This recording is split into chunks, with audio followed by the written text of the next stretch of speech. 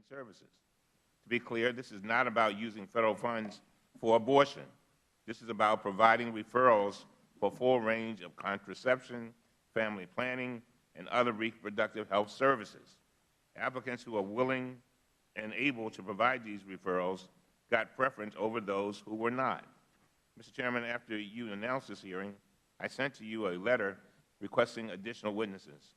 They are individuals who work for organizations that help these victims on a daily basis and advocate on their behalf. It would have taken the committee very little time to hear from them today, and they would have provided a compelling case for why these services are so critical for these victims. Ultimately, you rejected my request. In your response letter, you said this type of testimony was not the subject of today's hearing. I strongly disagree. If our goal is to analyze these grants in a responsible manner, we cannot ignore the voices of these human trafficking victims, many of whom are very young women who have been exploited and raped by their persecutors. For these reasons, today I am invoking my right as the ranking member to request a minority day of hearings under House Rule 11. I'm submitting for the record the required letter with the appropriate number of signatures. Mr. Chairman, you have scheduled no full committee business for the entire week of next week. We have no full committee hearings and no markups. Since our schedule is wide open and since the witnesses are willing to appear, I respectfully request that you schedule the hearing for then, and I thank you. And with that, I yield back. Would the gentleman yield? Yes, of course.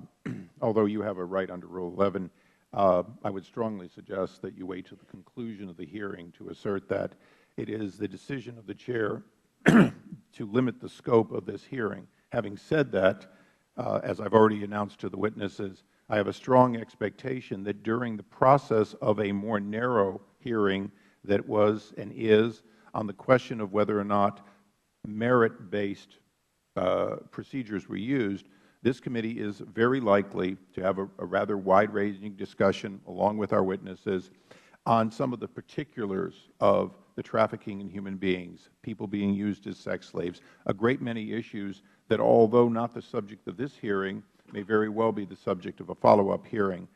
For that reason, I would hope that everyone would reserve judgment until we've gone through this, and if the committee, at the conclusion of a more narrow hearing, want to explore this other issue, which is inexplicable, or no, inseparable in many ways from what these gentlemen work on every day around the country, then I certainly would entertain scheduling an investigation and a hearing and other committee work related to that issue.